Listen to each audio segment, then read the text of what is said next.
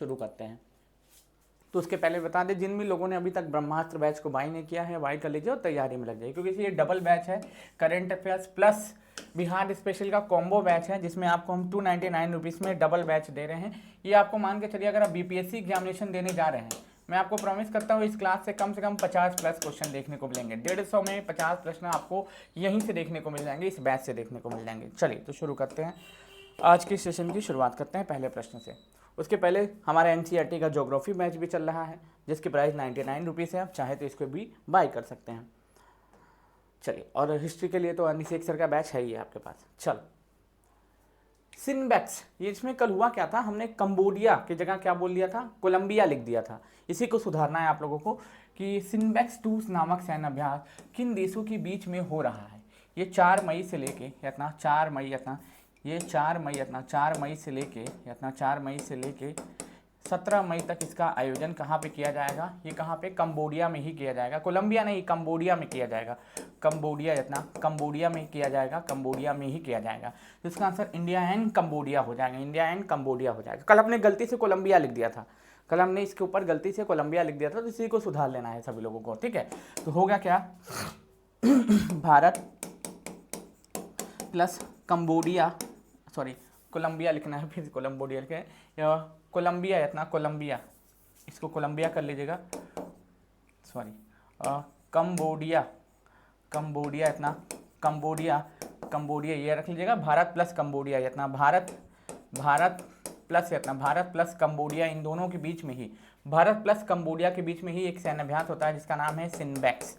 इसका नाम क्या है, सिनबैक्स। इसका आयोजन भी कहाँ किया जा रहा है, तो कंबोडिया में ही किया जा रहा है, कंबोडिया में ही किया जा रहा है। कहाँ पे, कंबोडिया में ही किया जा रहा है। ये दूसरा संस्करण है, क्या दोस्तों, ये दूसरा संस्करण है, दूसरा संस्करण है, ये दूसरा संस्करण है, और जो भारत एवं कंबोडिया के बीच में कंबोडिया में ही आयोजित किया जा रहा है।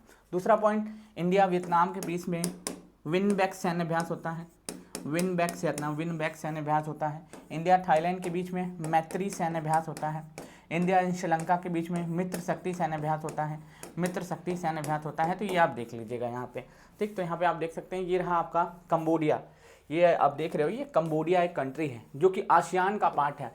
जो किसका पार्ट है, आसियान का पार्ट है। किसका, आसियान जो कंट्रीज है ना उसका ही पार्ट है ये कंबोडिया, याद रख लीजिएगा। आसियान में कितने देश हैं, तो आसियान में आप देखिएगा ना, association of south east nation के नाम से जिसको हम लोग जानते हैं, आसियान में टोटल देशों की संख्या वर्तमान समय में कितनी है, 11 है। वर्तमान समय में आसियान में देशों की संख्या 11 है। आप देख सकते हैं यहाँ पे, जैसे कि ब्रुनई होगा, कंबोडिया हो जाएगा, इंडोनेशिया हो जाएगा, ये हो जाएगा, फिर मलेशिया हो जाएगा, म्यांमार हो जाएगा, फिलीपींस हो जाएगा, सिंगापुर हो जाएगा, थाईलैंड हो जाएगा, तिमोर लिस्ट है जिसको हम लोग ईस्ट तिमोर के नाम से भी जानते हैं, ईस्ट तिमोर इतना, ईस्ट तिमोर के नाम से भी जानते हैं, ईस्ट तिमोर के नाम से भी जानते हैं। फिर वियतनाम हो जाएगा, क्या हो जाएगा, वियतनाम हो जाएगा। इस तरीके से आप टोटल आप देखिएगा तो टोटल जो आसियान है, आसियान में देशों की संख्या कितनी है, 11 है। आसियान में देशों की संख्या। पेपर में आजकल क्या पूछ रहा है कि कौन आसियान का सदस्य नहीं है, पेपर में आजकल यही पूछ रहा है कि कौन सा कंट्री जो है आसियान का सदस्य नहीं है, कौन सा कंट्री आसियान का सदस्य नहीं है। हमारे एग्जामिनेशन में आजकल यही पूछ रहा है, हमारे एग्जामिनेशन में आजकल यही पूछ रहा है। तो यहाँ पे आप देख सकते हैं, ये रहा आपको कंबोडिया। तो ये बॉर्डर किसके साथ बना रहे हैं, देखो थाईलैंड के साथ बॉर्डर बनाता हुआ दिखाई दे रहा है। इसके जस्ट बगल में साउथ चाइना सी, इसके जस्ट बगल में यहाँ पे से आप जाइएगा तो एक कंट्री है जिसका नाम है वियतनाम। ये वियतनाम से बॉर्डर शेयर करता हुआ दिखाई दे रहा है, और वियतनाम के जस्ट नीचे साउथ चाइना सी आपको देखने को मिलेगा, साउथ चाइना सी आपको देखने को मिलेगा, जहाँ पे चाइना कहता है ये पूरा का पूरा एरिया मेरा है, ये पूरा का पूरा एरिया क्या है, मेरा है। चाइना यहाँ पे ऐसा कहता है, चाइना ऐसा यहाँ पे कहता है, ये पूरा का पूरा जो रीजन है, ये पूरा का पूरा जो एरिया है वो हमारा है। अच्छा, कुछ और कंट्रीज़ हैं जिनके ऊपर हम लोग बातचीत कर रहे हैं आसियान के ऊपर। तो आसियान याद रख लीजिएगा, association of south east nation के नाम से इसको हम लोग जानते हैं। 1967 में यह बनता है, बैंकॉक डिक्लेरेशन के तहत इसकी क्या की जाती है, स्थापना की जाती है। अब इसके संस्थापक सदस्य कौन कौन आपको देखने को मिलेगा, बैंकॉक, थाईलैंड, इतना बैंकॉक घोषणा के तहत क्या किया गया था, इसको बनाया गया था। अब इसमें बैंकॉक है, थाईलैंड है। संस्थापक सदस्य में देख लो, इंडोनेशिया, मलेशिया, फिलीपींस, सिंगापुर और थाईलैंड, ये 5 ऐसे देश जो रहते हैं वो क्या होते हैं, संस्थापक सदस्य रहते हैं, संस्थापक सदस्य रहते हैं, ठीक है। वर्तमान में इसमें 10 नहीं 11 देश है, क्योंकि 11वां देश कौन बना है, तिमोर लिस्टे बना है इतना, तिमोर लिस्टे, तिमोर लिस्टे इतना, तिमोर लिस्टे, तिमोर लेस्ते, या फिर जिसको हम लोग ईस्ट तिमोर भी कहते हैं, जिसको हम लोग ईस्ट तिमोर या ईस्ट तिमोर भी कहते हैं, ईस्ट तिमोर भी कहते हैं, याद रख लीजिएगा। तो संस्थापक सदस्य अगर पूछे संस्थापक सदस्य कौन, क्या भारत इसका मेंबर है? नहीं, भारत इसका मेंबर नहीं है, याद रखना, आसियान का भारत मेंबर नहीं है। Indonesia, Malaysia, Philippines, Singapore, Thailand, ये क्या है? संस्थापक सदस्य हैं, संस्थापक है अपना, संस्थापक देश हैं, संस्थापक देश हैं, संस्थापक देश हैं। क्या फिर से बोल रहे हैं, भारत इसका किसी भी प्रकार के सदस्य नहीं है अपना। हाँ, व्यापार वाणिज्य हमारा इसके साथ होता है, वो बात अलग है, लेकिन भारत इसका सदस्य नहीं है। ठीक, चलो ठीक, तो ये जरूर से सुधार लीजिएगा। कल वाला जो प्रश्न हमने बोला था, कोलंबिया लिख दिया था लेकिन कंबोडिया होगा। ये क्या हो जाएगा? इंडिया एंड कंबोडिया के बीच में सिनबेक्स 2 नामक सैन्य अभ्यास होता है। सिनबेक्स 2 नामक सैन्य अभ्यास होता है। सिनबेक्स 2 नामक सैन्य अभ्यास आयोजित किया जाता है हर साल, ठीक, सॉरी हर 2 साल पर। ये लास्ट 2024 में हुआ था, और कहाँ पर हुआ था? पुणे में हुआ था। लास्ट 2024 में कहाँ हुआ था? पुणे में हुआ था, जो कि इंडिया में ही था। ठीक, चलिए, तो यहाँ पे आप देख सकते हैं। अब यहाँ पे सिनबेक्स 2 के बारे में कुछ पॉइंट लिख लो यहाँ पे। हालांकि मैंने यहाँ पर दे दिया है कि दूसरा संस्करण है जो भारत और कंबोडिया के बीच में द्विपक्षीय सैन्य अभ्यास का आयोजन किया जा रहा है। कंबोडिया में ही इसका आयोजन किया जा रहा है। यह 4 से 17 मई तक आयोजन किया जा रहा है। इसका उद्देश्य, अभ्यास का मुख्य उद्देश्य क्या है? यूएन के अध्याय 7 के तहत आतंकवादी विरोध और शहरी जंगली परिवेश अभियानों की अभ्यास करना, बेसिकली सुरक्षा प्रदान करना, दोनों देशों की मजबूती प्रदान करना, बस इसी के लिए। जब हम यूएन की बात करते हैं, यूनाइटेड नेशन की, तो इसकी स्थापना 24 अक्टूबर रहता है। इसकी स्थापना 24 अक्टूबर 1945 को की जाती है। 1945 को की जाती है। कारण क्या रहता है पता है? कारण, इसको स्थापना करने का एक ही रीज़न रहता है, तीसरा विश्व युद्ध ना हो जाए, लेकिन ऐसा होता हुआ दिखाई दे रहा है। आपको पता है कि बहुत ही कम समय में इस दुनिया ने 2 विश्व युद्ध झेले थे। पहला विश्व युद्ध 1914 से 18 में हुआ था, और दूसरा विश्व युद्ध 1939 से 45 में हुआ था। तीसरे विश्व युद्ध जैसी स्थिति ना आ जाए, या फिर तीसरा विश्व युद्ध ना हो जाए, इसके लिए विश्व शांति के लिए एक संगठन बनाया जाता है जिसका नाम रहता है यूएन, जिसको हम लोग संयुक्त राष्ट्र के नाम से जानते हैं। 24 अक्टूबर 1945 को ये बनता है। साथ ही साथ आपको ये भी बता देते हैं, 24 अक्टूबर को ही क्या मनाते हैं? विश्व पोलियो दिवस भी मनाते हैं। विश्व पोलियो दिवस भी मनाते हैं। विश्व पोलियो दिवस भी मनाते हैं। और पोलियो 2024 में ही भारत क्या हो चुका है? सॉरी 2014 में ही भारत क्या हो चुका है? पोलियो मुक्त हो चुका है। पोलियो मुक्त हो चुका है। 2014 में ही हमारा प्यारा भारत, ठीक है, हमारा प्यारा भारत जो है 2014 में ही क्या हो चुका है? पोलियो मुक्त हो चुका है। ये दिमाग में याद रखिएगा सारे लोग। क्लियर है? एकदम दिमाग में स्टोर कर लीजिएगा। जो भी चीज़ें हम पॉइंट्स आपको बता रहे हैं, ये आपके एग्जाम के लिए ऑब्जेक्टिव का मटेरियल है। सीधे यहाँ से प्रश्न पूछे जाते हैं। जैसे कि हम लोग आसियान के बारे में बातचीत कर रहे हैं, तो इसमें कुछ हम देश हैं उनके बारे में जान देते हैं। जैसे मलेशिया, इसकी कैपिटल कुआलालंपुर है। म्यांमार, ये हमारे जस्ट बगल में ही है भारत के, इसके साथ 1643 किलोमीटर का बॉर्डर हम लोग शेयर करते हैं। फिलीपींस, फिलीपींस मनीला में। आसियान का हेडक्वार्टर कहाँ पे है? आसियान का हेडक्वार्टर जकार्ता में है। और फिलीपींस मनीला में एडीबी का हेडक्वार्टर है। कहाँ? एडीबी का हेडक्वार्टर है, एशियन डेवलपमेंट बैंक। ये बनता कब है? स्थापना कब होती है?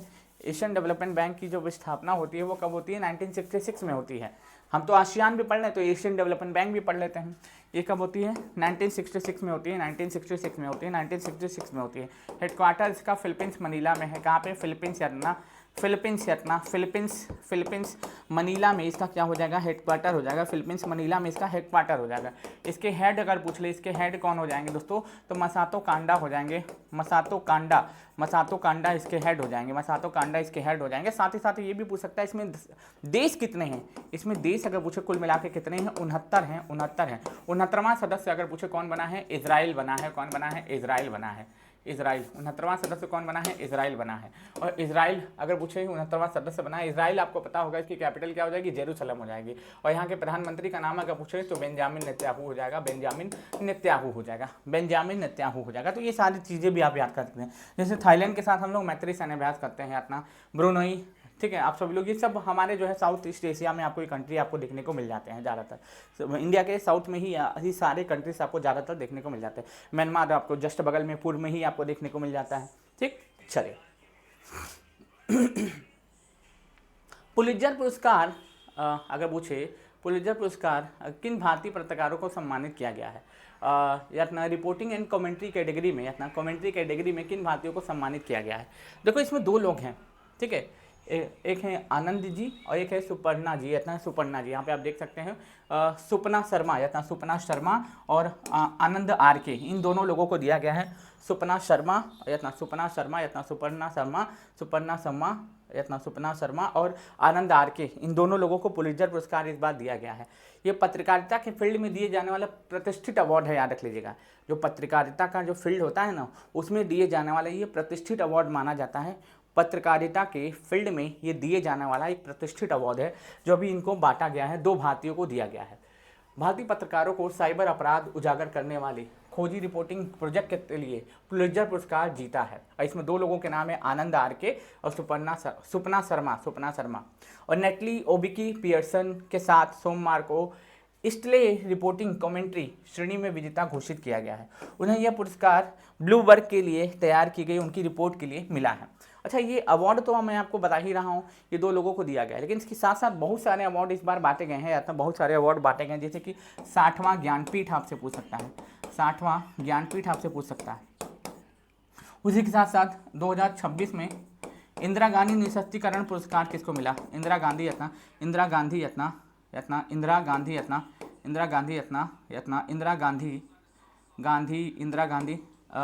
निःशस्त्रीकरण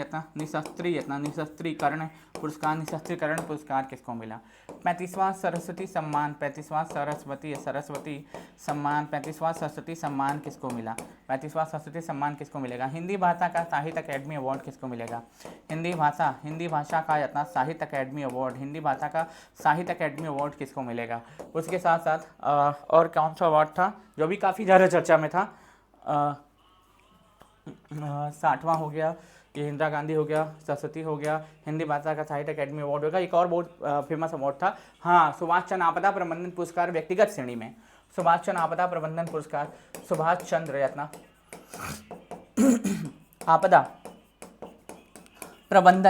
आपदा प्रबंधन पुरस्कार व्यक्तिगत श्रेणी में, संस्थागत श्रेणी में तो सिक्किम आपदा प्रबंधन को दिया गया, लेकिन व्यक्तिगत श्रेणी में किसको दिया गया है? ये व्यक्तिगत श्रेणी में किसको दिया गया, ये आपको बताना है कमेंट करते हुए, ठीक है। चलिए सभी लोग कमेंट करते हुए आंसर बताइएगा,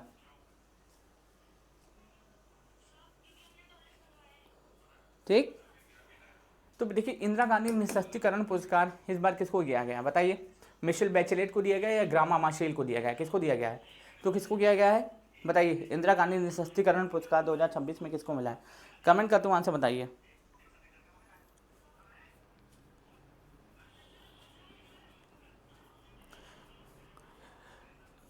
इंदिरा गांधी निःशस्त्रीकरण पुरस्कार 2026 में किसको मिला है?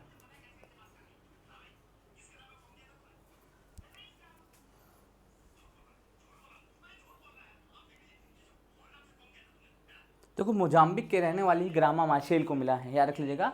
किसको मिला है मेरे भाई? ये जो 60वां ज्ञानपीठ पुरस्कार तो पहले आर वेरा मुथु को मिला है, आर वेरा मुथु को मिला है।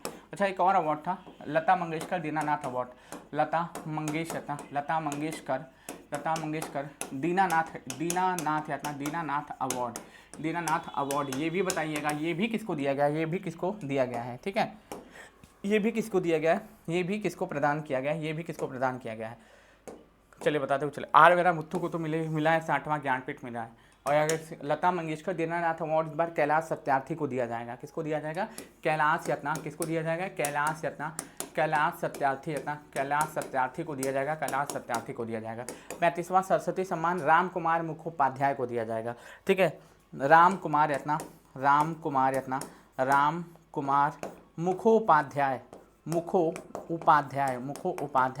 मुखोपाध्याय को दिया जाएगा। इनकी कहानी का नाम हरा पार्वती कथा हो जाएगा। हरा पार्वती कथा के लिए इनको दिया जाएगा। हिंदी भाषा का साहित्य अकेडमी अवार्ड अगर पूछे ये किसको दिया जाएगा? यह ममता कालिया को दिया जाएगा। ममता कालिया को दिया जाएगा। इनकी कहानी का नाम हो जाएगा जीते जी इलाहाबाद। ठीक है, जीते जी इलाहाबाद। सुभाष चंद्र आपदा प्रबंधन पुरस्कार ये किसको मिलेगा? सुभाष चंद्र आपदा प्रबंधन पुरस्कार ये मिलेगा व्यक्तिगत श्रेणी में सीता अशोक साल्के को। किसको मिलेगा? सीता अशोक साल्के को व्यक्तिगत श्रेणी में दिया जाएगा। सीता अशोक साल्के, याद रख लीजिएगा, क्या हो जाएगा? सीता अशोक सीता अशोक साल्के को ये मिलेगा व्यक्तिगत श्रेणी में यत्ना, किसमें, व्यक्तिगत श्रेणी में ये दिया जाएगा, व्यक्तिगत श्रेणी में दिया जाएगा, ठीक है, संस्थागत श्रेणी में नहीं, व्यक्तिगत श्रेणी में दिया जाएगा, व्यक्तिगत श्रेणी में दिया जाएगा। तो फिलहाल इसका आनंद आर के और सुपना शर्मा यत्ना, सुपना शर्मा, ये सुपना शर्मा है इतना, सुपर्णा नहीं है इतना, ये सुपना शर्मा है। यहाँ पे आप देख सकते हैं, यहाँ पे लिखा भी होगा इतना, सुपना शर्मा हो जाएगा, सुपना शर्मा हो जाएगा, ठीक है, सुपना शर्मा। 2 भारतीयों को इस बार दिया जा रहा है पुलित्जर पुरस्कार, ये पत्रकारिता के फील्ड में दिया जाता है। अच्छा, कोई बताएगा अभी जो है प्रेस में भारत की स्थिति क्या है, प्रेस में भारत की स्थिति क्या है, ये बताइए जरा, कि प्रेस जो है, इस प्रेस स्वतंत्रता सूचकांक अभी हाल फिलहाल में ही जारी किया गया था, प्रेस स्वतंत्रता सूचकांक अभी हाल फिलहाल में ही जारी किया गया था, जिसके बाद ये काफ़ी ज़्यादा चीज़ें चर्चा में आई थी, काफ़ी ज़्यादा चीज़ें चर्चा में आई थी। अभी आपको पता है यूनेस्को का गिलमोर्गो कार्नो प्रेस फ्रीडम प्राइज़ किसको दिया गया, इसके ऊपर भी हम लोग बातचीत करेंगे। फिलहाल हम लोग बात करते हैं प्रेस स्वतंत्रता सूचकांक जो है, यह इतना 4 और 5 मई को ये जो जारी किया गया था, आपको बता देते हैं। इसमें जो भारत का जो स्थान है प्रेस में जो भारत का स्थान है, पहले से और ख़राब हो चुका, 157 पे आ चुके हैं हम लोग, 157 पे आ चुके हैं। हमारे सारे पड़ोसी देश हमसे अच्छे हैं इस मामले में, याद रख लीजिएगा। और प्रेस या अपना विश्व प्रेस दिवस अगर पूछ ले मनाते कब है, विश्व प्रेस दिवस हम लोग हर साल मनाते कब है, ये 3 मई को मनाते हैं। कब मनाते हैं, 3 मई को मनाते हैं, याद रख लीजिएगा। और इस रिपोर्ट को कौन जारी करता है, रिपोर्टर्स विदाउट बॉर्डर्स, इस रिपोर्ट को रिपोर्टर्स विदाउट बॉर्डर्स को द्वारा जारी किया जाता है, रिपोर्टर्स विदाउट बॉर्डर्स के द्वारा इस रिपोर्ट को जारी किया जाता है। इस बार की अगर थीम विश्व प्रेस दिवस के पूछ ले तो शांतिपूर्ण भविष्य का निर्माण, अगर पूछ ले विश्व प्रेस दिवस की थीम, विश्व प्रेस दिवस 2026 की थीम अगर पूछ ले तो शांतिपूर्ण भविष्य का निर्माण हो जाएगा। क्या हो जाएगा दोस्तों, शांतिपूर्ण भविष्य का निर्माण हो जाएगा। शांतिपूर्ण भविष्य का निर्माण, भविष्य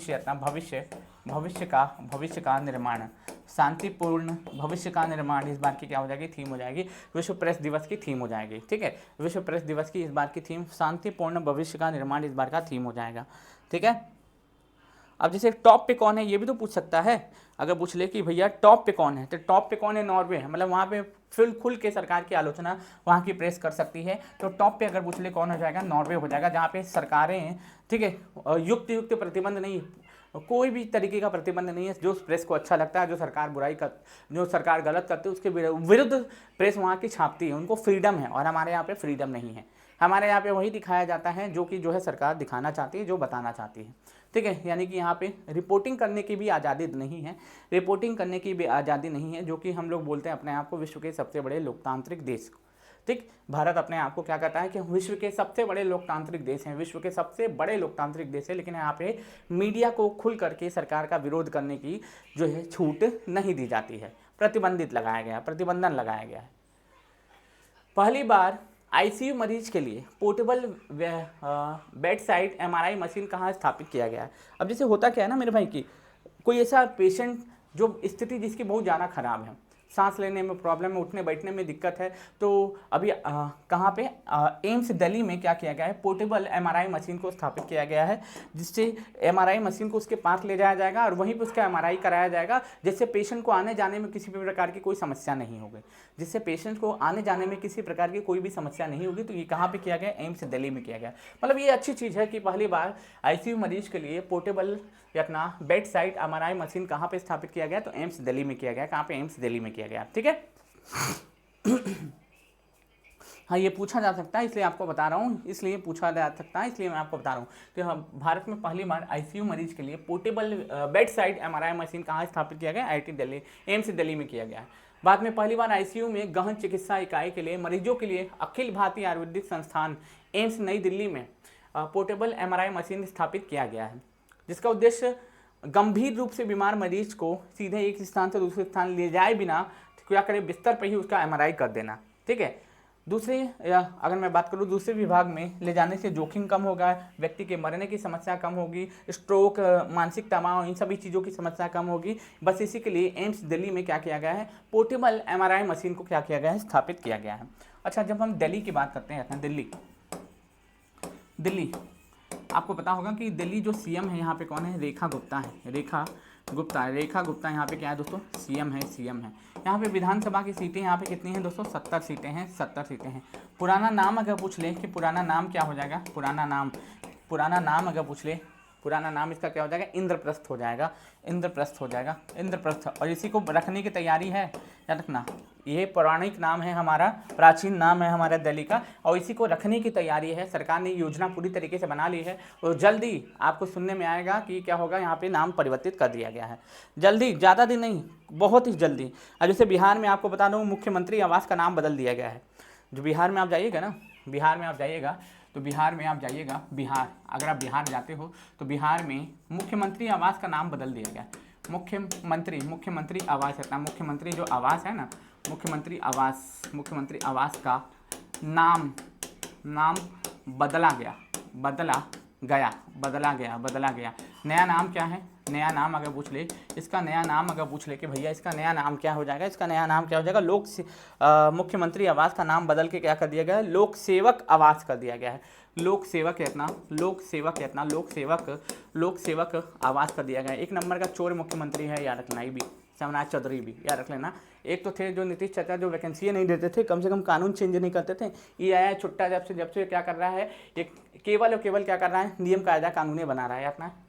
अब बोलना तो नहीं चाहिए, हम खुद ही मिल के आए थे, लेकिन क्या करिएगा, जो गलत करिएगा तो सुनबे करिएगा, ठीक है, कहीं को भी मुख्यमंत्री हो, ठीक। आप क्या कर रहे हैं, आप हैं बिहार को चलाने वाले संचालन, आप बिहार को चलाना चाहिए, छात्रों को खुश करना चाहिए, तो और नाराज करने पे तुले हुए हैं। अब कह रहे हैं कि टीचर भर्ती में, देखो टीचर बनने के लिए क्या करना पड़ता है, पहले सुनिए। अगर आपको बिहार में टीचर बनना है, तो सुनिए, बिहार में अगर आपको टीचर बनना है, आपको बताता हूँ, बिहार में टीचर बनना है तो पहले 10 पास करिए, ठीक, 10 पास करिए, फिर उसके बाद 12 पास करिए, फिर उसके बाद 12 पास करिए, फिर उसके बाद क्या करिए, अब हम सीधा आपको बीएड वाला ले लेते हैं, फिर बीएड करिए, फिर उसके बाद क्या करिए, बीएड करिए, बीएड करने के बाद क्या करिए, एस्टेट क्वालिफाई करिए, फिर उसके बाद सीटेट क्वालिफाई करिए, मतलब 10 भी पास करो, 12 भी पास करो, बीएड भी पास करो, सीटेट भी पास करो, एस्टेट भी पास करो। फिर उसके बाद क्या करो, फिर बीपीएससी के द्वारा आयोजित परीक्षा में, बीपीएससी के द्वारा परीक्षा जो आयोजित की जाएगी, बीपीएससी के द्वारा परीक्षा आयोजित की जाएगी, उसमें क्या होगा, प्री भी होगा प्लस मेंस भी होगा। मतलब इनको मैं खुद बता देता हूँ, सम्राट चौधरी को बैठा दो ना किसी भी पेपर में, सम्राट चौधरी जो वर्तमान में बिहार के मुख्यमंत्री हैं, 100 में से अगर 50 नंबर ला दिए, ठीक, हम पढ़ाना छोड़ देंगे, याद रख लेना, पढ़ाना छोड़ देंगे। अगर उनको हम बैठा दें प्री में, किसी भी एग्जाम के प्री में, छोटो रेलवे ग्रुप डी के भी प्री में उनको बैठा देंगे ना, 100 क्वेश्चन अगर आता है, मान लो तो उसमें 80 क्वेश्चन आता है, मतलब अगर मान लेते हैं किसी भी गवर्नमेंट एग्जाम में 100 नंबर का पेपर है, बैठा दो, उनसे 50 नंबर नहीं आएगा। अपने आप को मुख्यमंत्री समझ रहे हैं, ठीक है, छात्रों का जीवन बर्बाद कर रहे हैं, मुख्यमंत्री अपने आप को कहते हैं ये लोग, ठीक। ले दे के इनके पास वैकेंसी नहीं है तो सीधे बोलना चाहिए कि भाई मेरे पास वैकेंसी नहीं है। कहाँ इस तरीके का नाटक कर रहे हैं, इससे अच्छा जब हमको इतना ही पास करना है, 10 पास करना है, 12 पास करना है, बीएड पास करना है, एस्टेट क्वालिफाई करना है, सीटेट क्वालिफाई करना है, प्री मेन से अगर देना है तो हम काहे नहीं आईएएस बनेंगे। मतलब आईएएस अब पढ़ाएगा स्कूल में, अब आईएएस ही पढ़ाएगा, मतलब गजब मूर्खता की भी हद है। और एक को बिहार के टीचर हैं, अपने आप को बहुत बड़का टीचर समझते हैं, वो अलग ही ज्ञान दिए हुए हैं कि प्री और मेंस होना चाहिए, उनको बैठा दो, कई ठो मेंस दिए हैं, मेंस का नामों नहीं पता, कई ठो पेपर होता होगा वो नहीं पता होगा, रट के आएंगे, बोल देंगे, वो बात करते हैं, ठीक। यही सब होता है, मतलब जाहिलों को अगर गद्दी मिल जाए ना तो यही होता है। और इन लोग क्या करते हैं, कल के आंदोलन को कई लोग जो है डिस्ट्रॉय करने का, तोड़ने का भी कोशिश करेंगे, लेकिन आप लोग हारिएगा नहीं। कल का आंदोलन एकदम लोकतांत्रिक तरीके से आप विरोध करिएगा, और सरकार के सामने अपनी बात रखिएगा, अब जो भी है जैसे भी है, अभी तो मुख्यमंत्री यही हैं, अब यहाँ पे जो है गठबंधन की सरकार है, किसी के पास पूर्ण बहुमत है नहीं, तो आपको झेलना ही पड़ेगा इनको, इतना कोई उपाय नहीं है, ठीक। फिलहाल मैं बता दूं, मुख्यमंत्री आवास का नाम बदला गया है और लोक सेवक आवास कर दिया गया है, लोक सेवक आवास कर दिया गया है, क्या कर दिया गया है, लोक सेवक आवास कर दिया गया है, ठीक। हाँ वही रोशन आनंद नाम लिखे, कौन इसमें गलत थोड़े है भाई, बोले हैं आप, इंटरव्यू में बोले हैं, अब अपने आप को बहुत बड़का टीचर समझ, आप अब बैठ जाइए किसी मेंस में, कौन सा मेंस लिखे आप बताइए तो, मतलब गजब हाल है। सोचना चाहिए कि क्या बोल रहे क्या नहीं बोल रहे। आप पहले बात तो याद रख लीजिएगा, इतना अगर मान लो आप आईएएस भी देते हैं ना, तो उसमें ग्रेजुएशन के बाद 33% मार्क्स पे आप आईएएस बन सकते हैं, 33% मार्क्स पे आईएएस बन सकते हैं, याद रख लीजिएगा। इसमें आपको बीएड करने की, एस्टेट सीटेट क्वालिफाई करने की आवश्यकता नहीं पड़ती है, यहाँ पर ऑलरेडी पात्रता परीक्षा हो जाती है, फिर उसके बाद कहते हैं कि भाई ये देना चाहिए वो देना चाहिए। हम तो वीडियोज़ देखे तो हमको तो गुस्सा आ रहा था, पहले उनको बिठाओ, कौन सा मेंस लिखे हो बताओ तो उनको, बैठा उनको कौन सा मेंस लिखे हैं, कौन बीपीएससी लिखे हैं, जेपीएससी लिखे हैं, यूपीएससी लिखे हैं, यूपीपीएससी लिखे हैं, किसका लिखे हैं, सिलेबस तक नहीं पता होगा उनको, कितने नंबर का पेपर होता है, बात करते हैं। चलिए, हाल ही में यूनेस्को के गिलेर्मो कार्नोवल फ्रीडम पुरस्कार 2026 में किसे सम्मानित किया जाएगा, बताइए किसे सम्मानित किया जाएगा। तब तक हम लोग सेशन को शेयर कर देते हैं, आप सभी लोग भी सेशन को शेयर कर दीजिएगा, ठीक। मतलब कैसे कैसे लोग हैं, मतलब छात्रों के जीवन बर्बाद करने के पीछे लोग तुल गए हैं, ठीक है। मतलब कैसे कैसे लोग हैं, समझे में नहीं आता है। भगवान ऊपर से बना रहे थे तो इन लोगों को खाली पैसा कमाने के लिए बनवाए थे क्या, खाली कोर्स बेचने के लिए। सूडानी पत्रकार है, हाँ बिल्कुल सूडानी पत्रकार है, सही बात है, सूडानी पत्रकार है, सिंडी कट था, सिंडी कट को दिया गया, सूडानी पत्रकार सिंडी कट को दिया गया है, सिंडी कट को दिया गया है, सिंडी कट को दिया गया है, ठीक है इतना, सिंडी कट को दिया गया है, ठीक। चलिए, तो कल एकदम लोकतांत्रिक तरीके से आंदोलन कल होना चाहिए, याद रख लीजिए, एकदम लोकतांत्रिक तरीके से आंदोलन होना चाहिए। हिंसा अगर हुई तो हम लोगों में से कोई आपका साथ नहीं देगा, याद रख लीजिएगा। अहिंसक आंदोलन होना चाहिए, अहिंसक आंदोलन होना चाहिए, अहिंसक आंदोलन कल होना चाहिए, अहिंसक आंदोलन होना चाहिए, संविधान के तहत आप लोग कल जाइए 10 बजे पटना कॉलेज आप लोग जाइए, ठीक है। हम लोगों का पूरा समर्थन है, ठीक है, पूरा समर्थन है। मेरा छात्र नेता मिस्टर दिलीप से भी बात हुआ है, ठीक है, और उनसे भी बातचीत हुआ है, उन्होंने भी कहा है कि सर छात्रों को आप भेजिए, आप लोग मत आइए, वरना ये आयोग जो है अलग से नाटक करने लगेगी कि ये क्या कर रहे हैं। कोचिंग वाले आंदोलन किए हैं, फिर उसके बाद कोचिंग वाले आंदोलन किए हैं, कार्रवाई भी होगी, ठीक, कार्रवाई भी हो जाएगी आप लोगों के ऊपर से कार्रवाई से नहीं डरते हैं, क्या ही कर लोगे, उठा के बंद करोगे, उससे ज़्यादा क्या ही कर सकते हो, ठीक है। संवैधानिक तरीके से ही आंदोलन में कल पार्टिसिपेट करिएगा सभी लोग, संवैधानिक तरीके से अहिंसक आंदोलन होना चाहिए, हिंसा का कोई स्थान नहीं होना चाहिए। लेकिन जो बात आप रखने जा रहे हैं, कम से कम 12 लाख से 15 लाख लोग एग्जाम देंगे, 12 से 15 लाख लोग एग्जाम देंगे। अगर कल 10 लाख लोग सड़कों पर नजर नहीं आए, कल 10 लाख लोग अगर सड़कों पे नजर नहीं आए तो ये प्री और मेंस का भेंट चढ़ जाएगा, प्री प्लस मेंस का ये भेंट चढ़ जाएगा, बीपीएससी टीचर भर्ती, बीपीएससी TRE है ना, TRE 4.0, इसलिए कल 10 लाख, कम से कम 10 लाख लोग आने चाहिए। कल 15 लाख लोग एग्जाम देने वाले हैं, 10 लाख लोग तो आने ही चाहिए। अब यूपी से एग्जाम्पल लीजिए, यूपी में आपको पता होगा पेपर लीक हुआ था किसका, यूपी पुलिस का। एग्जाम में 60 लाख लोगों ने फॉर्म भरा था, पेपर लीक होने के बाद 50 लाख लोग जो है एक दिन सड़कों पर उतर गए थे, नहीं 50 नहीं थे, 40 लाख लोग जो है सड़कों पर उतर गए थे, सुबह उतरे, शाम तक आंदोलन हुआ, योगी जी आके खुद कहते हैं एग्जाम कैंसिल।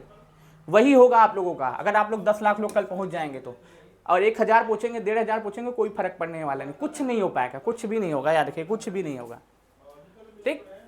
तो हाल ही में सूडानी पत्रकार सिंडिकेट को UNESCO Guillermo world freedom prize 2026 से सम्मानित किया गया है। जब हम बात करते हैं यूनेस्को के बारे में, तो यूनेस्को की जो स्थापना होती है, ये 1945 में होती है, हेडक्वार्टर कहाँ पे है, ये फ्रांस के पेरिस में है, फ्रांस के जो पेरिस है ना, इस फ्रांस के पेरिस में इसका हेडक्वार्टर आपको देखने को मिलेगा, फ्रांस के पेरिस में आपको इसका हेडक्वार्टर देखने को मिल जाता है। फ्रांस का जो पेरिस है ना, वहीं पे इसका आपको हेडक्वार्टर देखने को मिल जाएगा,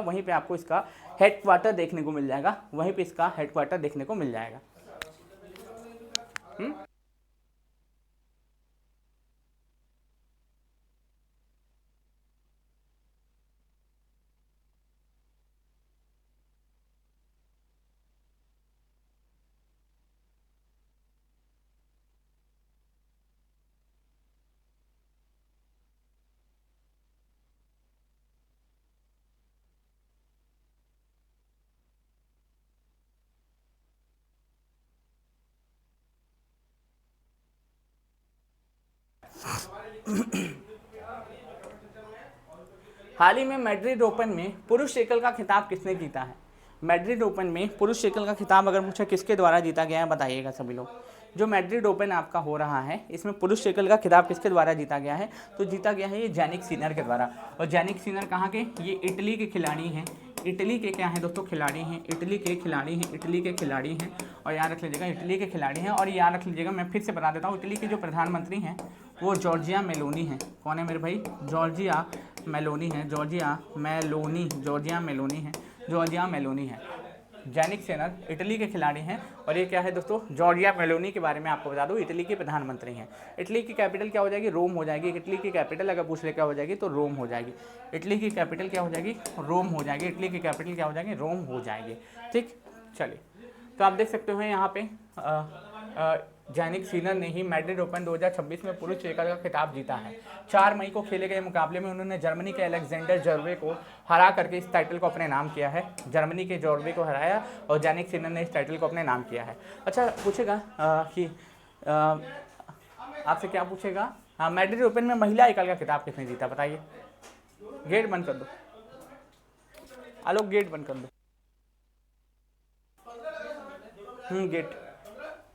गेट चिपका दो।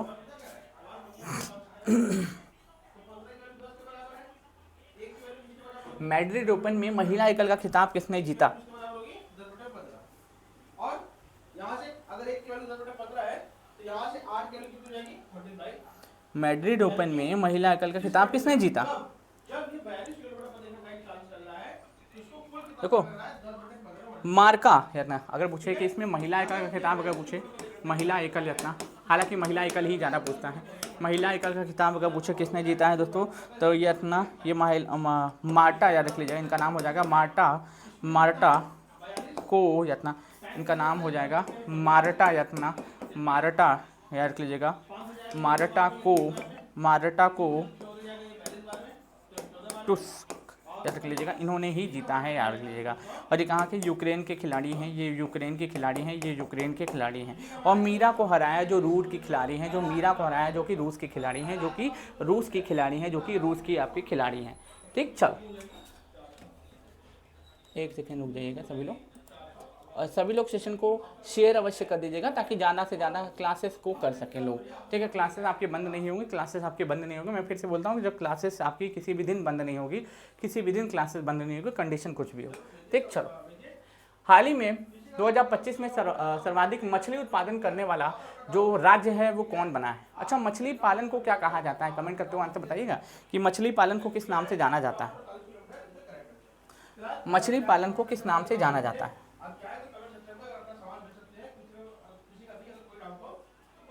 तो सबसे ज़्यादा इस बार जो है मछली का उत्पादन अगर कोई किया है तो कौन किया है दोस्तों? तमिलनाडु किया है। तो वर्ष 2025 में देश में सर्वाधिक मछली उत्पादन करने वाला जो राज्य बना है वो कौन बना है?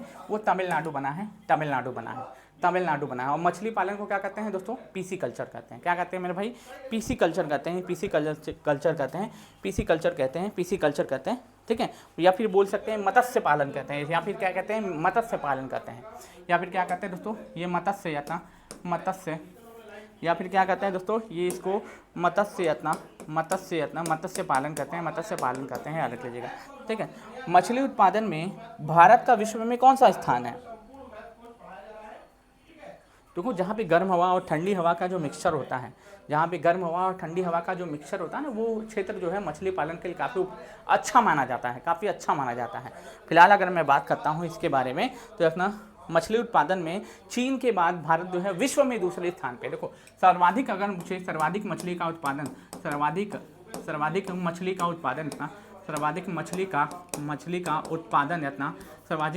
उत्पादन इतना करने वाला देश इतना वाला देश की बात करूँ, सर्वाधिक मछली का उत्पादन करने वाले देश की बात करूँ तो पहले पे चाइना हो जाएगा, और दूसरे पे कौन हो जाएगा? दूसरे पे भारत हो जाएगा, दूसरे पे कौन हो जाएगा? भारत हो जाएगा। और 2025 के डेटा के अनुसार सबसे ज़्यादा मछली का उत्पादन कौन किया है? तमिलनाडु किया है। और मछली उत्पादन पालन को कहते कहाँ है? मत्स्य पालन कहा जाता है, जिसको हम लोग पीसी कल्चर के नाम से भी जानते हैं, ठीक है।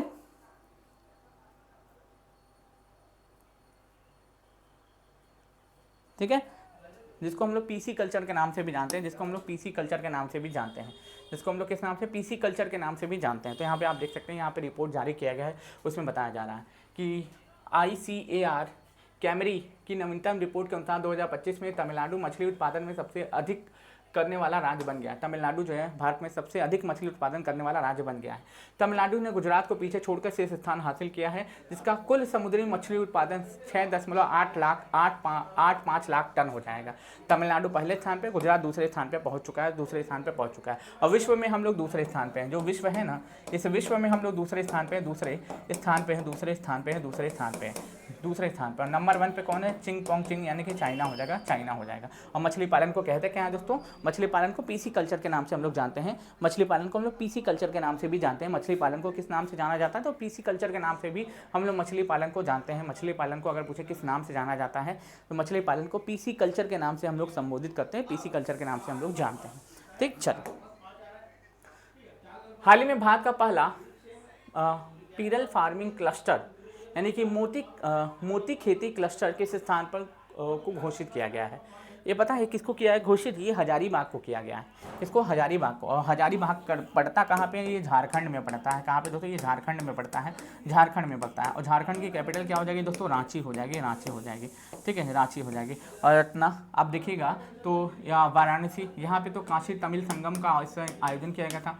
काशी तमिल संगम का आयोजन किया गया था, काशी तमिल संगम का आयोजन किया गया था। और इसकी जो प्रेसिडेंट है ना, काशी तमिल संगम की जो प्रेसिडेंट है, ये हमारे यहाँ जो मोहित सर पढ़ाते हैं ना, उनकी मम्मी है। यातना काशी तमिल संगम जो है वाराणसी में जो है, इसकी जो प्रेसिडेंट है, यातना इसकी जो अध्यक्ष है, काशी तमिल संगम की जो अध्यक्ष हैं, प्रेसिडेंट जो है ना, वो कौन है? मोहित सर की मम्मी है। इतना मोहित सर जो हम लोगों के साथ पढ़ाते हैं, मोहित सर, इनकी मम्मी जो है काशी तमिल संगम की अध्यक्ष हैं। इतना काशी तमिल संगम के अध्यक्ष है। जी हाँ, आप एकदम सही सुन रहे हैं। आप देखिएगा, अभी मोदी जी आए थे तो उनकी मम्मी ही उनको रिसीव करने एयरपोर्ट गई थी। इतना मम्मी ही उनको रिसीव करने एयरपोर्ट गई थी, क्योंकि काशी तमिल संगम की जो अध्यक्ष महोदया हैं, मोहित सर की माताश्री हैं। हमारे यहाँ पर जो मोहित सर पढ़ाते हैं ना, उनकी माताश्री है। याद रख लीजिएगा सभी लोग, ये एक बहुत बड़ी उपलब्धि है। इतना एक बहुत बड़ी उपलब्धि है। ठीक, तो आपको पहली बात बता देते हैं, याद लीजिएगा। आपको पता होगा जगन मोहन रेड्डी का नाम सुने होंगे, उनके ही परिवार से ये लोग बिलोंग करते हैं, उनके परिवार से ही ये लोग बिलोंग करते हैं। याद रख लीजिएगा। मोहित सर का पूरा नाम आपको पता ही होगा, क्या है? मोहित अय्यर है। क्या है? मोहित अय्यर है। और काशी तमिल संगम के अध्यक्ष हैं, वो कौन है? मोहित सर की माताश्री हैं, मोहित सर की माताश्री हैं। ठीक है, वाराणसी में। कहाँ पे दोस्तों? ये वाराणसी में। ये कहाँ पे दोस्तों? वाराणसी में। और आपको पता होगा जो BHU है, या BHU जो आप जानते होंगे, BHU की जो स्थापना होती है पंडित मदन मोहन मालवीय के द्वारा की जाती है। और कब की जाती है? 1916 में की जाती है, 1916 में की जाती है।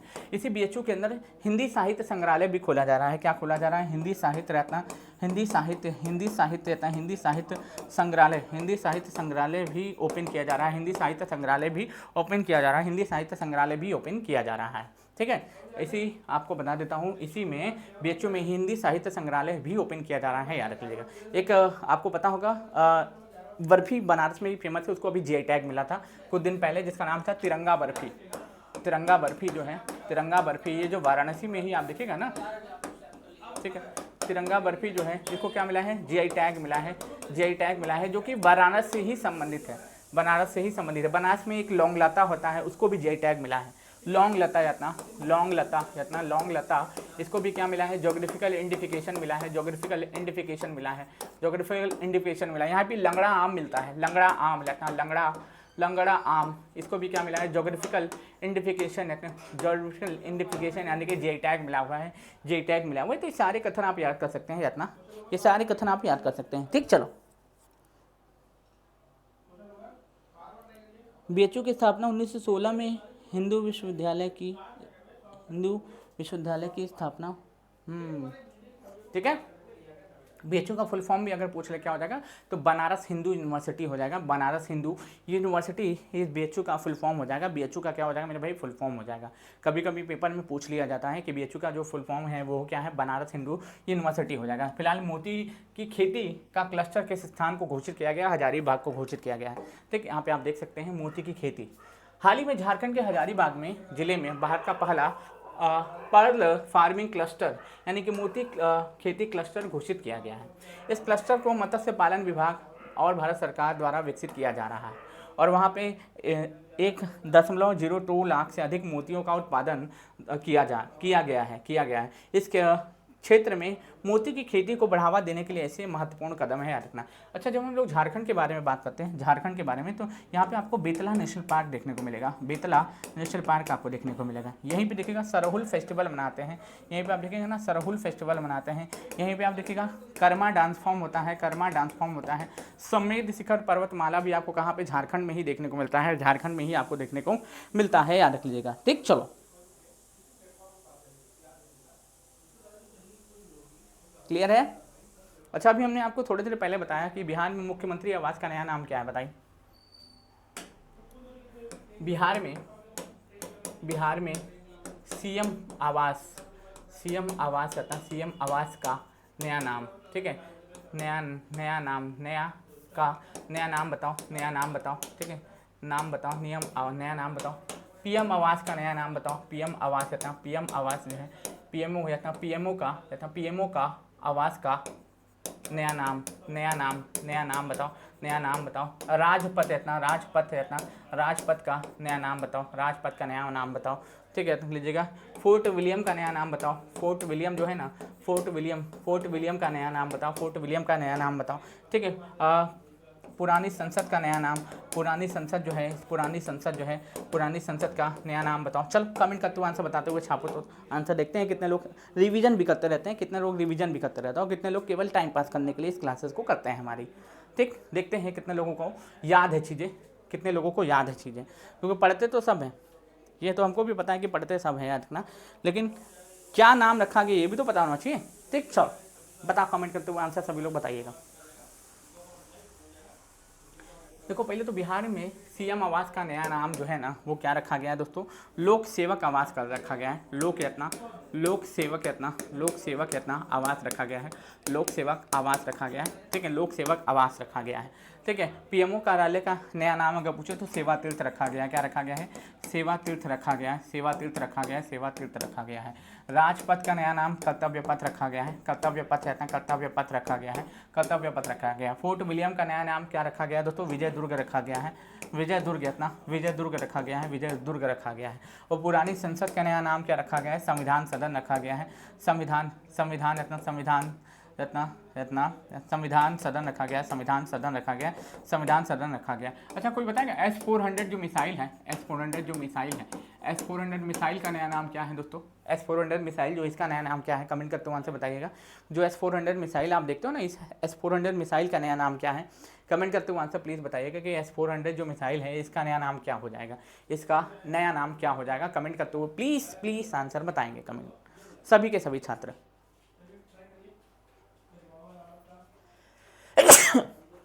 बाकी मैं फिर से बोलता हूँ, कल संवैधानिक तरीके से आंदोलन होना चाहिए, ठीक है, हिंसा का कोई योगदान उस आंदोलन में नहीं होना चाहिए, किसी भी प्रकार की कोई हिंसा नहीं होना चाहिए, संवैधानिक तरीके से अहिंसक तरीके से आंदोलन करना है, अपनी बात सरकार तक रखना है और अपने लक्ष्य को प्राप्त कर लेना है, अपने लक्ष्य को प्राप्त कर लेना है, याद रख लीजिएगा। ठीक, जिस समय छात्र नेता फ़ोन करेंगे, आधी रात को फ़ोन करेंगे, सर आप लोगों को भी आना है, 2 बजे रात को भी फ़ोन करेंगे, आधी रात को भी फ़ोन करेंगे, तो हम लोग वहाँ पर उपस्थित हो जाएंगे, क्योंकि मैं आपसे जो है काफ़ी डिस्टेंस पे रहता हूँ, करीब 300 किलोमीटर की दूरी पे मैं आपके बनारस से 300 किलोमीटर की दूरी से आपसे मैं रह रहा हूँ, 300 किलोमीटर दूर मैं आपसे रह रहा हूँ, तो मुझे कम से कम 4 से 5 घंटे से पहले सूचना मिलेगी, तभी मैं पहुँच पाऊँगा आप तक, इतना तभी मैं पहुँच पाऊँगा आप तक। ठीक, तो मेरा पूर्ण समर्थन है इतना, हर एक तरीके से, आर्थिक, सामाजिक, राजनैतिक, या फिर आप जिस भी तरीके से आप समर्थन करना चाहते हैं, मांगना चाहते हैं, मेरा पूरा समर्थन है आपके लिए, मेरा पूरा हर एक तरीके से समर्थन है अपना, ठीक है, आर्थिक, शारीरिक, मानसिक, जिस तरीके से आप बोलिएगा हर एक तरीके से पूरा समर्थन है अपना। आप कहिएगा फिजिकली आने के लिए, हम फिजिकली आ जाएंगे, ठीक है, आप कहिएगा कुछ मदद करने के लिए, हमसे जितना उपाय होगा उतना हम मदद करेंगे, आप कहिएगा सरकार का विरोध करने का, सरकार का विरोध करेंगे, तो पूर्ण समर्थन है आप सभी लोगों को।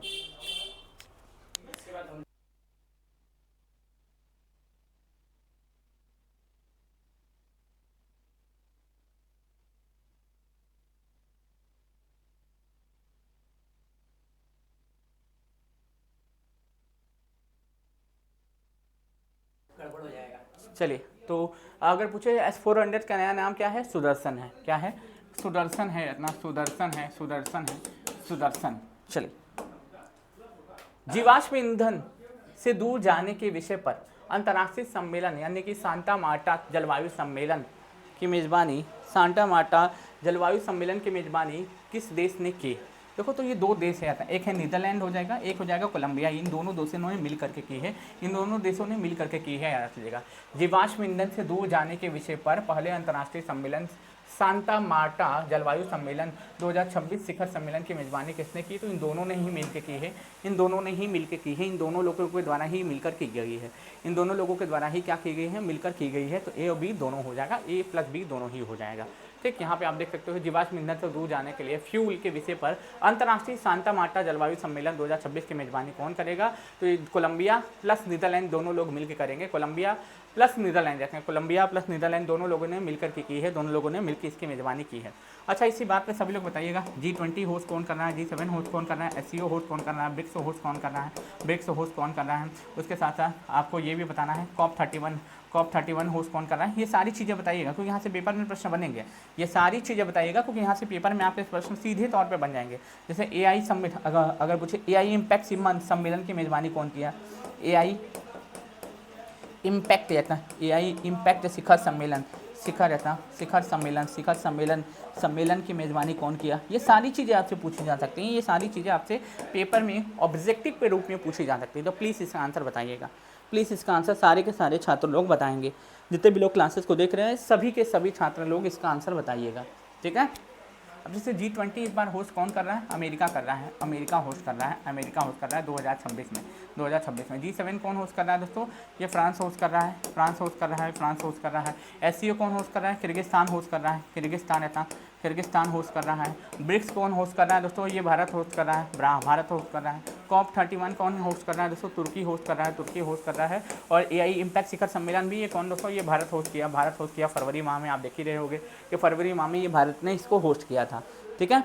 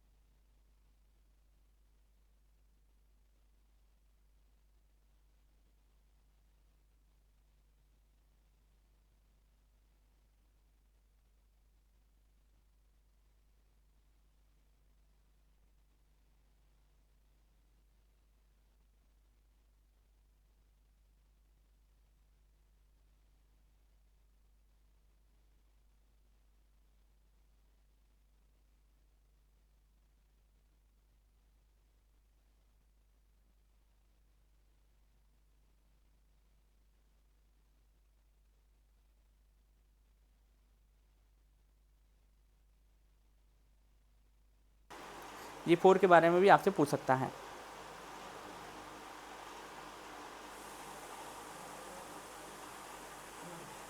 और इतना इस बार जर्मनी में म्यूनिख में ये सम्मेलन G4 की एक विशेष बैठक आयोजित की गई। तो बेसिकली ये जो G4 की जो विशेष बैठक है ना, जर्मनी के म्यूनिख में आयोजित की गई थी। अच्छा, ये जर्मनी के G4 जो है ना, ये जर्मनी के म्यूनिख में इस बार सम्मेलन का आयोजन किया गया था। जर्मनी के म्यूनिख में इस शिखर सम्मेलन का आयोजन किया गया था, ठीक। चले, मायून ज्वालामुखी में विस्फोट हुआ है, ये किस देश में विस्फोट हुआ है? अगर पूछे यह किस देश में स्थित है और क्या हुआ है? स्थित है। मायून ज्वालामुखी में विस्फोट हुआ है, ये किस देश में स्थित है? तो ये फिलीपींस में स्थित है। ये फिलीपींस में स्थित है। ये कहाँ पे? फिलीपींस में स्थित है, जहाँ पे अभी क्या हुआ है? विस्फोट हुआ है। हाल फिलहाल में विस्फोट हुआ है, जिसके बाद ये चर्चा में आया है, चर्चा में आया है, ठीक। जापान, आपको पता होगा यहाँ पे जो प्रधानमंत्री हैं वो फिर से जो चुन के आई हैं सानो तकाइची हैं। सानो तकाइची हो जाएंगे। फिलीपींस अगर पूछ ले कि फिलीपींस में अगर पूछे ईरान में कौन हो जाएगा दोस्तों? ईरान की कैपिटल क्या हो जाएगी? तेहरान हो जाएगी। तेहरान ईरान की कैपिटल क्या हो जाएगी दोस्तों? तेहरान हो जाएगा। और ईरान में अगर पूछे प्रेसिडेंट कौन है दोस्तों? तो ईरान में प्रेसिडेंट मसूद पेजेश्कियान है। अमेरिका के जो प्रेसिडेंट है कौन है? डोनाल्ड ट्रंप है। पेंसिल्वेनिया पे इनको गोली मारी गई थी, जगह बच के निकल गई थी, ठीक। चलिए आगे बढ़ते हैं। तो मायून ज्वालामुखी जो फिलीपींस में स्थित है, फिलीपींस के अल्बे प्रांत में स्थित 3 मई 2026 को विस्फोट के बाद आधिकारिक रूप से 6 किलोमीटर के दायरे में थ्रेड जोन घोषित कर दिया गया। हजारों लोगों को सुरक्षित स्थानों पर स्थानांतरित किया गया और जिसके बाद ये ज्वालामुखी चर्चा में आया है। तो फिलीपींस में है ल्यूजोन द्वीप पर अल्बे प्रांत में ये ज्वालामुखी है जो अभी फटा था। ठीक है, यह फिलीपींस का सबसे सक्रिय ज्वालामुखी है। 3 मई 2026 को राख का लावा निकलने के बाद अलर्ट जारी किया गया। देखो, जब भी कोई भी ज्वालामुखी विस्फोट होता है तो उसमें सर्वाधिक मात्रा में क्या निकलता है? ठीक है, सर्वाधिक मात्रा में जलवाष्प ही निकलता है। ठीक है, अगर कोई भी ज्वालामुखी कभी भी विस्फोट होता है तो उसमें सर्वाधिक मात्रा में अगर कोई चीज़ निकलती है तो वो जलवाष्प ही होता है। वो क्या होता है मेरे भाई? वो जलवाष्प ही होता है। कोई भी ज्वालामुखी जब पहली बार विस्फोट होता है तो उसमें सर्वाधिक मात्रा में निकलने वाली जो गैस होती है उसको हम लोग क्या कहते हैं? उसको जलवाष्प कहते हैं। उसको क्या कहते हैं? जलवाष्प कहते हैं। अब मान लो ज्वालामुखी विस्फोट होता है, इसमें से कौन कौन सी गैसेस निकलती हैं ये भी तो पूछा जाता है, बताइए। जब ज्वालामुखी विस्फोट होता है इनमें से कौन कौन सी गैसें निकलती हैं? क्योंकि ये भी पेपर में आपके प्रश्न आता है और खास तौर पे ग्लोबल वार्मिंग का मुद्दा बना हुआ है तो ये ज़रूर पूछा जाएगा। तो कोई जलवाष्प हो गया, कार्बन डाइऑक्साइड हो गया, कार्बन डाइऑक्साइड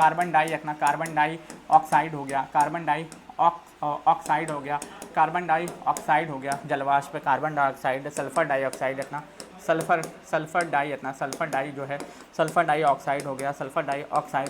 डाइऑक्साइड हो गया। उसके बाद हाइड्रोजन सल्फाइड हो जाएगा, हाइड्रोजन सल्फाइड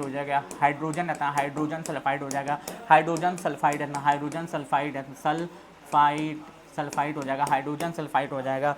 उसके साथ साथ आप देखोगे हाइड्रोजन हैलाइड हो जाएगा। क्या हो जाएगा दोस्तों? हाइड्रोजन हैलाइड्स हो जाएगा। हाइड्रोजन हैलाइट हो जाएगा। हाइड्रोजन हैलाइट्स हो जाएगा। ठीक है, और इतना इसमें देखोगे उसके साथ साथ देखोगे हाइड्रोजन हो जाएगा और कार्बन मोनोऑक्साइड हो जाएगा। हाइड्रोजन हो जाएगा है इतना हाइड्रोजन क्या हो जाएगा दोस्तों? हाइड्रोजन हो जाएगा। हाइड्रोजन के अलावा कार्बन मोनोऑक्साइड हो जाएगा। कार्बन मोनोऑक्साइड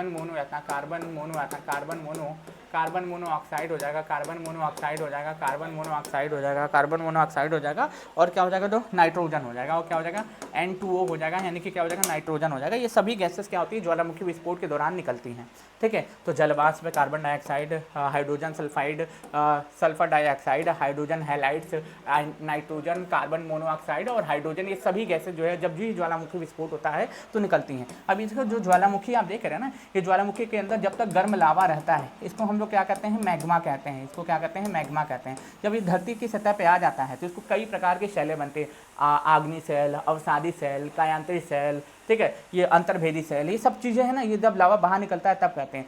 ये जब तक गर्म लावा पृथ्वी के अंदर रहता है उसको मैग्मा कहते हैं। जब ये सतह पे आ जाता है इसको लावा कहा जाता है। इसको क्या कहा जाता है? लावर कहा जाता है। ये क्रेटर का मुंह है, इतना क्रेटर का मुंह है यार, क्लियर। यहीं से ज्वालामुखी के विस्फोट होता है तो राख और मैग्मा बाहर निकलता है। और ज्वालामुखी भी आप देखिएगा 3 प्रकार का होता है: सक्रिय ज्वालामुखी, निष्क्रिय ज्वालामुखी और सुषुप्त ज्वालामुखी। हमारे यहाँ पास सक्रिय ज्वालामुखी भी है, जैसे बैरन द्वीप पे है। एक निष्क्रिय ज्वालामुखी भी है जिसका नाम नारकोंडम हो जाएगा, हमारे पास है। ठीक है, और सबसे ज़्यादा ज्वालामुखी रिंग ऑफ फायर में आपको देखने को मिलते हैं। आपको कहाँ पे दोस्तों? प्रशांत महासागर में। ठीक है, क्योंकि ये सारे प्रश्न आपको देखो यूपीपीसीएस वगैरह में हर जगह पे पूछे गए हैं। तो आप लोगों को अगर एक भी आंसर नहीं पता होगा ना तो आप एलिमिनेट नहीं कर पाइएगा। प्रॉब्लम ये है, ये प्रॉब्लम ये नहीं, मतलब ये नहीं है कि ज्वालामुखी बस बता दिया, विस्फोट हुआ, निकल गया, क्योंकि बताना सब कुछ है ना, क्योंकि इसी से पूरा जड़ जुड़ा हुआ है। करंट अफेयर्स कोई एक सब्जेक्ट है ही नहीं। पहली बात तो इसमें करंट अफेयर्स कोई एक सब्जेक्ट है ही नहीं, ये मान के छोड़ दीजिए कि करंट अफेयर्स कोई एक सब्जेक्ट है, क्योंकि इसमें साइंस भी कवर हो जाता है, ज्योग्राफी भी कवर हो जाता है, हिस्ट्री भी कवर हो जाता है। ये न्यूज़ तो सारे सब्जेक्ट से ही ना बनेंगे, वही बाद में चल के इतिहास बन जाता है। किस राज्य में भारत का पहला ग्रीन मेथेनॉल प्लांट स्थापित किया गया है? बताइए, किस राज्य में पहला ग्रीन मेथेनॉल प्लांट स्थापित किया गया है? बताइएगा, बता दो जरा। अच्छा, नाम तो सुना ही होगा सब लोग। आर्टिकल नंबर 3 के तहत इसका नाम परिवर्तित करके केरलम कर दिया गया है। आर्टिकल नंबर जो 3 है ना, इसके तहत इसका नाम परिवर्तित करके क्या कर दिया गया है मेरे भाई? केरलम कर दिया गया। क्या कर दिया गया? केरलम कर दिया गया। क्या कर दिया गया है? केरलम कर दिया गया। तो आर्टिकल नंबर 3 के तहत इसका नाम जो है परिवर्तित करके केरलम कर दिया गया। केरलम कर दिया गया है, केरलम कर दिया गया। फिलहाल इसका आंसर यही हो जाएगा। आइए देखते हैं। भारत का पहला ग्रीन मेथेनॉल प्लांट गुजरात होगा, माफी चाहेंगे, केरलम लगा दी गुजरात हो जाएगा, इसका आंसर गुजरात हो जाएगा, इसका आंसर क्या हो जाएगा, गुजरात हो जाएगा। ठीक, तो भारत का पहला ग्रीन मेथनॉल प्लांट कहाँ पे, गुजरात के दीनदयाल कांडला बंदरगाह, हालांकि इसका नाम जो चेंज किया गया है, ठीक है, दीनदयाल कांडला बंदरगाह अभी नया नाम है, इसके पहले पुराना कुछ इसके पहले जो नाम था वो कांडला ही था, इसका नाम बदल के दीनदयाल उपाध्याय बंदरगाह कर दिया गया है। ठीक, तो यहीं पे संयंत्र स्थापित किया जा रहा है, और यहीं पे संयंत्र स्थापित किया जा रहा है। तो भारत का पहला ग्रीन मेथनॉल प्लांट अगर गुजरात में, कहाँ पे, गुजरात में दीनदयाल कांडला बंदरगाह में स्थापित किया गया है। और याद रख लीजिएगा द्वारा यह संयंत्र जो है कच्छ की जंगली घास का उपयोग कर प्रतिदिन 5 टन मेथनॉल उत्पन्न करेगा, 5 टन मेथनॉल उत्पन्न करेगा, 5 टन मेथनॉल उत्पन्न करेगा। अब देखिएगा ये जो कच्छ का रण वाला जो रीजन है ना, कच्छ का रण वाला रीजन आपको यहाँ पे देखने को मिलेगा। यहाँ पे आपको खंबात की खाड़ी भी देखने को मिलेगी। कभी कभी पूछ लेता है कि खंबात की खाड़ी में बहने वाली नदियाँ कौन कौन सी है, बताइए। खंबात की खाड़ी में सालू की माँ भानुमती सो जाए, इस तरीके करके हमने आपको याद करवाया था कि खंबात की खाड़ी में बहने वाली नदियाँ कौन सी है। खंबात अपना खंबात की जो खाड़ी है, खंबात की खाड़ी, खंबात की जो खाड़ी होती है, खंबात की खाड़ी में बहने वाली नदियाँ कौन कौन सी है। पेपर में ये आया था प्रश्न, पेपर में आया था प्रश्न, बताइए क्या बोल रहे हैं कि सर जी ग्रीन प्लांट मेथनॉल गुजरात में। हाँ बोल, गुजरात ही तो बोला है मैंने। खंबात की खाड़ी में बहने वाली नदियाँ कौन कौन सी हैं, हालांकि बहने वाली नहीं बोलना चाहिए, मुझे गिरने वाली नदियाँ बोलनी चाहिए। अरे साबरमती है, माहे हैं, नर्मदा है, ताप्ती, ये सब खंबात की खाड़ी में ही तो देखने को मिलती है। साबरमती, ताप्ती हो गई, माहे हो गई, ठीक है, यही सब, नर्मदा हो गई, यही 4 नदियाँ हैं, साबरमती, माहे, नर्मदा, ताप्ती, यही 4 लिख सकते हैं आप लोग। नर्मदा, ताप्ती, साबरमती, साबरमती, साबरमती और माहे हो जाएगी, और माहे हो जाएगी, सिंपल, इसमें कुछ सोचना थोड़े है। और इसमें से नर्मदा और ताप्ती रिफ्ट वैली से होके बहती हैं, भ्रंश घाटी से होके बहती हैं। ठीक, चलिए कुछ है थोड़े, ये सब सीधा पूछा जाता है, ऑब्जेक्टिव का मटेरियल है। आप पेपर में पीवाईक्यू सॉल्व करते होंगे तो आपको देखने को मिलता होगा इस तरीके का प्रश्न। चलिए, तो भारत और श्रीलंका और मालदीव के बीच में द्विपक्षीय सैन्य अभ्यास दोस्ती किया जाता है। साइक्लोन सैन्य अभ्यास भारत एवं संयुक्त डेजर्ट साइक्लोन है, सॉरी, डेजर्ट साइक्लोन सैन्य अभ्यास भारत और यूएई के बीच में होता है। सूर्य किरण भारत एवं नेपाल के बीच में होता है। ऑसी इंडेक्स भारत एवं ऑस्ट्रेलिया के बीच में होता है। विनबैक्स भारत एवं वियतनाम के बीच में होता है। अजय वॉरियर भारत एवं ब्रिटेन के बीच में होता है। कोंकण सैन्य अभ्यास भारत एवं ब्रिटेन के बीच में होता है। मित्र शक्ति भारत एवं श्रीलंका के बीच में होता है। सिलनेक्स भारत एवं श्रीलंका के बीच में होता है। समुद्र शक्ति भारत एवं इंडोनेशिया के बीच में होता है। बोंगो सागर भारत एवं बांग्लादेश के बीच में होता है। जैसे कि मान लो इंदिरा पूछ लेता तब, इंदिरा अगर पूछ लेता तब ये भारत एवं रूस के बीच में होता है, भारत प्लस रूस के बीच में होता है। अगर पूछ लेता वज्र प्रहार किसके साथ होता है, वज्र प्रहार अगर पूछ लेता कि वज्र प्रहार किसके साथ होता है, तो भारत एवं यूएसए के बीच में होता है, भारत प्लस यूएसए के बीच में होता है। उसके साथ साथ धर्म गार्जियन अगर पूछ लेता, धर्म गार्जियन अगर पूछ लेता, धर्म गार्जियन किसके किसके बीच होता है, तो भारत एवं जापान के बीच में होता है, भारत प्लस जापान के बीच में होता है। अगर गरुण अगर पूछ लेता कि गरुण किसके साथ साथ होता है, तो गरुण सैन्य अभ्यास भारत एवं फ्रांस के बीच में होता है, भारत प्लस फ्रांस आता है, भारत प्लस फ्रांस के बीच में होता है। नोमैडिक एलिफेंट अगर पूछ लेता कि nomadic elephant Bharat plus Mongolia के बीच में होता है, भारत प्लस मंगोलिया जो है इस भारत प्लस मंगोलिया के बीच में होता है। तो इस तरीके से कई सारे सैन्य अभ्यास है जो आपके पेपर में पूछे जाते हैं। ठीक है, सेशन को शेयर अवश्य कर दीजिएगा, सेशन को शेयर अवश्य कर दीजिएगा। अब जैसे कि कुछ अवार्ड है हमारे, जैसा कि मैंने आपको शुरुआत में ये भी बताया था, आप लोगों ने पढ़ा होगा तो अच्छी बात है। 2026 में लता दीनानाथ मंगेशकर पुरस्कार ये कैलाश सत्यार्थी को दिया जा रहा है, कैलाश सत्यार्थी को। विटले अवार्ड जिसे ग्रीन ऑस्कर भी कहा जाता है, ये परवीन शेख और बरखा सुब्बा को दिया जा रहा है। आंध्र प्रदेश के सीएम एन चंद्रबाबू नायडू को business reformer of the year award से सम्मानित किया गया। ब्रेक थ्रू पुरस्कार किस भारतीय को मिला है दोस्तों, तो असम के रखना फंडामेंटल फिजिक्स में अपने के योगदान के लिए ब्रेक थ्रू पुरस्कार दिया गया है। इनका नाम अतनुनाथ हो जाएगा। ठीक है, ब्रिटिश संसद का ग्लोबल ग्रीन आइकॉन अवार्ड से किसे सम्मानित किया गया, जी संतोष कुमार को सम्मानित किया गया। भारतीय अभिनेत्री ऋतुपर्णा और सेना गुप्ता को महिला सशक्तिकरण पुरस्कार से सम्मानित किया गया। महिला सशक्तिकरण ट्रेवलर पुरस्कार किसको मिला, कल्पना सोरेन को मिला, झारखंड की विधायक है। एमपी बिरला पुरस्कार किस भारतीय खगोल वैज्ञानिक को मिला है मेरे भाई, याद रख लीजिएगा, यशवंत गुप्ता को मिला है। नीता अंबानी को मानवतावादी पुरस्कार 2025 के सम्मानित किया गया, 25 वाला है, 26 में मिला है। केवी सुब्रमण्यम को शिकागो यूनिवर्सिटी का प्रतिष्ठित alumni award for professional achievement जीतने वाले पहले भारतीय अर्थशास्त्री बन गए। हालांकि इसके पहले भी हमने कई सारे अवार्ड को आपको बताया था, इसके पहले भी हमने कई सारे अवार्ड को ऑलरेडी आपको बताया था। अब जैसे कि मान लो एससीओ की रक्षा मंत्री, एक्सीओ क्या रक्षा मंत्रियों की बैठक का आयोजन अभी किर्गिस्तान में आयोजित किया गया था। कहाँ पे दोस्तों? किर्गिस्तान के बिश्केक में इसका आयोजन किया गया था, जहाँ पे हमारे रक्षा मंत्री राजनाथ सिंह पार्टिसिपेट किए थे। रक्षा मंत्री राजनाथ सिंह पार्टिसिपेट किए थे। तो बिश्केक की किर्गिस्तान है अपना, बिश्केक किर्गिस्तान के में तियान पर्वत श्रृंखला के पास स्थित है, तियान पर्वत श्रृंखला के पास स्थित है। अब चर्चा में ये पूछ लेगा कि ये बताइए कि तियान पर्वत श्रृंखला कहाँ पे स्थित है, तो ऑब्वियसली किर्गिस्तान में है। चलिए अगले आते हैं। अब एससीओ से संबंधित कुछ बातें, जैसे एससीओ का आयोजन इस बार कौन कर रहा है? ये किर्गिस्तान कर रहा है, किर्गिस्तान कर रहा है। भारत का प्रतिनिधि किसने किया? रक्षा मंत्री राजनाथ सिंह ने किया। संगठन कौन है? एससीओ है, शंघाई कॉर्पोरेशन ऑर्गेनाइजेशन। बनता कब है? 2001 में बनता है। फोकस क्या है? आतंकवादी रोधी और रक्षा सहयोग को बढ़ावा देना। भारत इसका सदस्य कब बनता है? एससीओ का 2017 में बनता है। और अपना इसमें कुल देश कितने हैं? कुल देश इसमें अगर पूछ ले कितने हैं? 10 हैं, 10 हैं। चलिए, बड़ा एडमिनिस्ट्रेटिव बदलाव, केंद्र शासित प्रदेश लद्दाख में 5 नए जिले बनाने की घोषणा की गई है। अब देखो 5 नए जिले कौन है, बस यही पूछेगा। वो 5 नए जिले कौन हो जाएंगे? नुब्रा हो जाएगा, शाम हो जाएगा, चांगथांग हो जाएगा, जास्कर हो जाएगा, द्रास हो जाएगा। इसके बाद आप देखिएगा लद्दाख में टोटल जिलों की संख्या 7 हो जाएगी। लद्दाख में लेह और कारगिल जिले थे, अब 5 बनने के बाद टोटल जिलों की संख्या कितनी हो जाएगी? 7 हो जाएगी। और लद्दाख यूटी कब बनता है? 31 अक्टूबर 2019 को क्या बनता है? ये यूटी बनता है। ठीक, चलिए आगे बढ़ते हैं। भारत की अंतरिक्ष यात्रा में एक मील का पत्थर, स्काई रूट एरोस्पेस एक निजी कंपनी है, एक निजी कंपनी है, प्राइवेट कंपनी है, जिसने विक्रम 1 नामक विकास अंतरिक्ष अन्वेषण के क्षेत्र में एक नए चरण में प्रवेश किया है और हैदराबाद के श्रीहरिकोटा से रॉकेट के द्वारा प्रक्षेपण की दिशा में एक महत्वपूर्ण कदम उठाया है। बेसिकली मैं बता देता हूँ, स्काई रूट एक एरोस्पेस कंपनी है जो कि हमारे भारत की प्राइवेट कंपनी है। इसने विक्रम 1 नामक एक रॉकेट बनाया, विक्रम 1 नामक रॉकेट बनाया है, जिसको क्या किया जाएगा? लॉन्च किया जाएगा, जिसको क्या किया जाएगा? लॉन्च किया जाएगा, जिसके बाद ये चर्चा में आया है। ठीक है। और भारत ने इसरो के द्वारा अंतरिक्ष में छोड़ा गया पहला कोई सैटेलाइट था, उसका नाम था आर्यभट्ट, जो कि 1975 में छोड़ा जाता है, जो कि 1975 में छोड़ा जाता है। मलेरिया के इलाज में एक नया मील का पत्थर, शिशुओं के लिए WHO ने एक मलेरिया के वैक्सीन को मंजूरी दे दी है। जो नवजात बच्चे होते हैं उनको, देखो यहाँ पे लिखा भी होगा, WHO ने एक नए मलेरिया का वैक्सीन को मंजूरी दी है। इसमें आप नाम देख सकते हो, आर्टिमीथड, अल्यूमेफिट्रिन।